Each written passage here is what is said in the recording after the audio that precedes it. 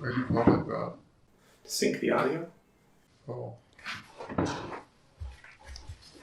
We're professionals. You're technically Mexican. I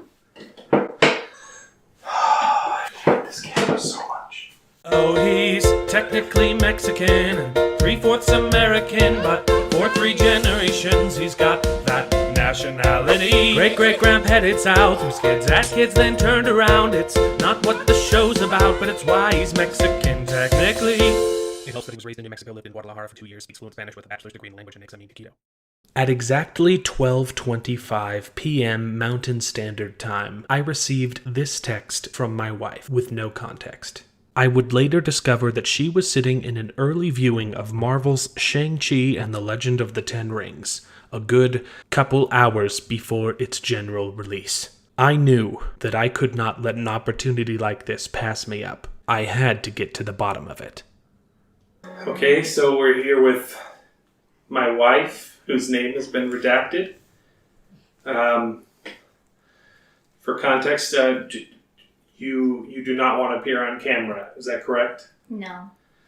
Okay, so my wife is a whistleblower for This is slow. what? Slow. It's slow? Yeah, let's go faster. I'm gonna edit it so that it looks better. Oh, okay. You think you don't like my videos? Well, it's just a really slow intro. I got to see a movie on the day they premiered, and that's the story. I was setting up the ambiance. I was making it like a whistleblower thing. But everyone's already seen the movie at this point. Yeah, but that's the joke. What's the joke? The joke is that you're a whistleblower because you got to see the movie early. Well, I mean, there's other people who've seen the movie early. Okay, like, reviewers and stuff like that. I'm sorry, my videos are slow.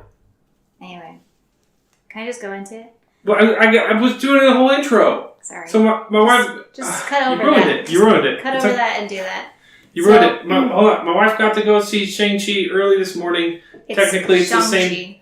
Whatever. I know, Shang-Chi. Shang-Chi? Shang-Chi. Shang-Chi? Yeah. That's how he says it. That's not how Marvel's been saying it. It's a joke in the movie because, so his name is Sean, and then he, had to go in hiding to escape his father, right? And so he's telling his friend from, they've been friends since however old he was.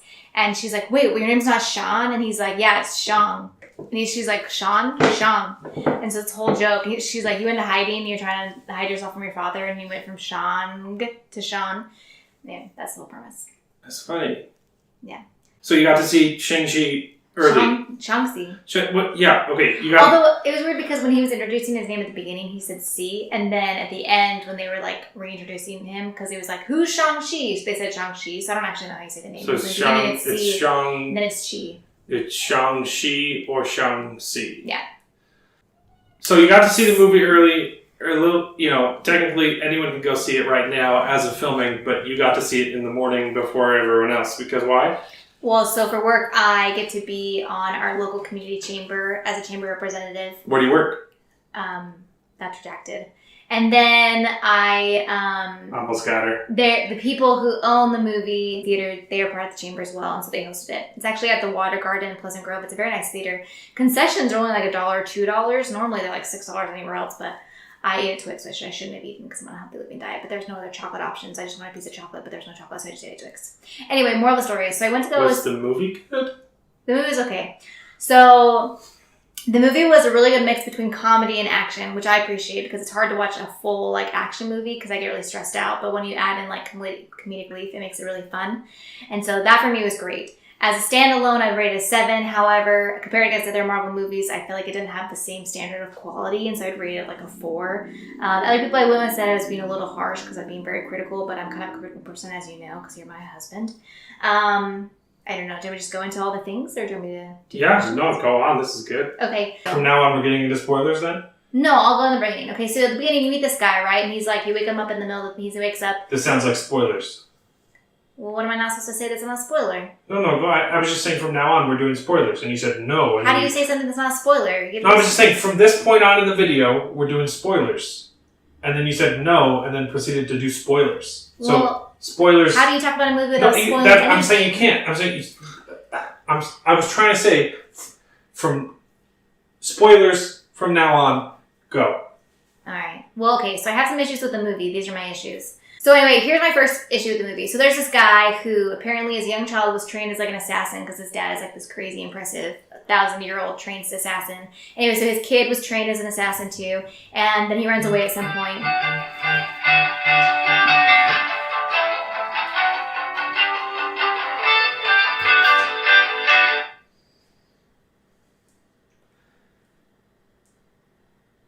So his kid was an I assassin. came into this with my cell phone silenced.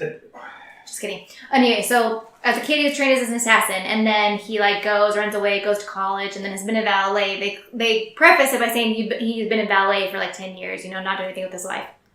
And then this group of people attack him on a bus. So here's this guy who's been in ballet for 10 years, so, probably to college then also, and all of a sudden he can go back to his original roots and just kill all these people, not kill them, but seriously hurt them or get away or, whatnot. And so even though he's done nothing in his life, he's still ripped and all that stuff. But then here's an issue, right? So his dad sends them because they want to steal his pendant or this thing that he has around his neck. But they later on in the movie they preface, I was watching the whole time. I knew where you were the whole time. His dad says this to him, right? But then they attack him on a bus. Fine, they just attack him while he was sleeping. If he knew where he was, really, it doesn't make sense. Anyway, but that's fine. So we go on. And there's all this other stuff happening, blah, blah, blah. And then you find out he has a sister. So he goes to meet his sister because he gets this postcard from who knows who. He thinks it's from a sister, but apparently it's not from a sister.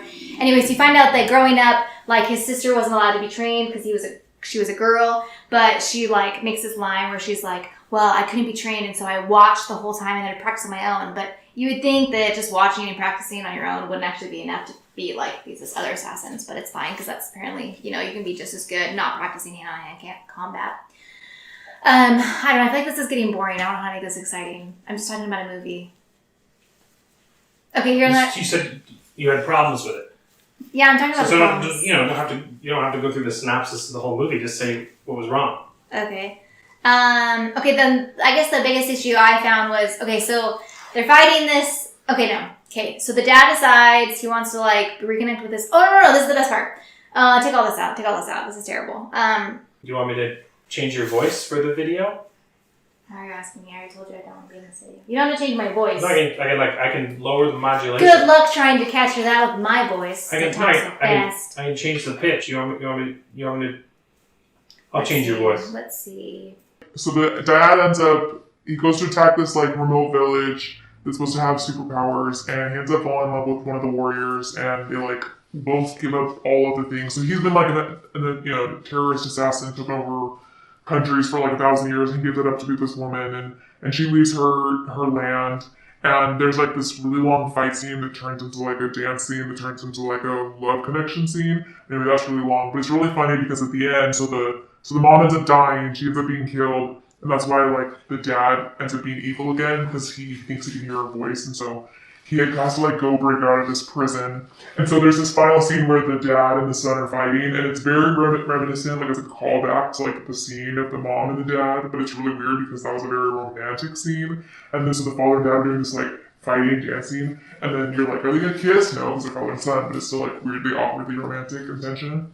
Anyway, so I think the biggest issue of the whole movie is, so the whole end of the movie they have to stop because the dad's trying to save his wife who's actually dead, but he's hearing voices because it's evil, and so he thinks he has to break in this wall that's holding in this giant creature, and then this village of people is meant to live in front of the cave. The guardians of yes, and so their job is to keep it, and they have this whole storyline where it's we hundreds of thousands of years ago we had to fight, and this dragon had to come help us so that we could save ourselves or the whole world from these creatures in your world and the realm and all the realms. And so it was this huge fight that lots of people died, and then they were able to put it in this cave, right? That's how they stopped it. They put it in this cave that's blocked off. Okay, so at the end of the movie, they're the creature escapes, right? Because the dad goes bad, and they're fighting it, and then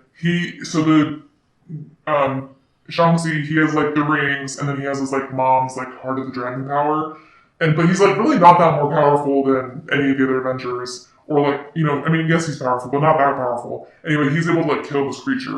And I'm like, really? You can kill a creature after 400 centuries of not being able to kill this creature? Anyway, so that's like the thing. It's like way too easy to kill a creature. Oh, it's not really that like impressive, crazy creature. It does like suck souls. Well, actually, he has little minions that suck souls, and they give them to him, and then he gets stronger. But still, like, oh, and then Aquafina. Her name is Katie in the movie. Sorry, she at the very end. Marvel's Katie.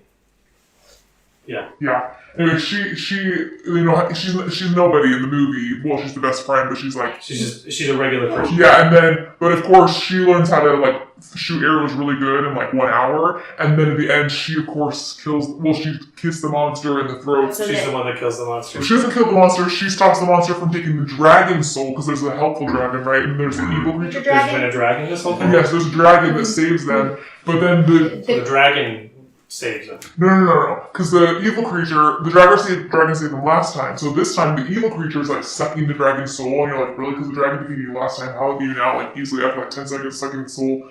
Anyway, so the dragon is even though he's less powerful to the guys who, apparently. Okay. So he's more powerful when he's fighting the dragon and beat him, and less powerful when he's fighting the other people. Yeah. So Aquafina shoots the arrow through the neck of this creature that allows it to stop sucking the dragon's soul, so the dragon escapes. And then Shang-Chi is able to, he like drops the rings down the guy's throat, the creature's throat, and then like pulls them out, and that kills it, like makes it blow up. But you're like, really after like centuries, or like all of these impressive people could have fought this, and you just have this one guy who hasn't been fighting for 10 years.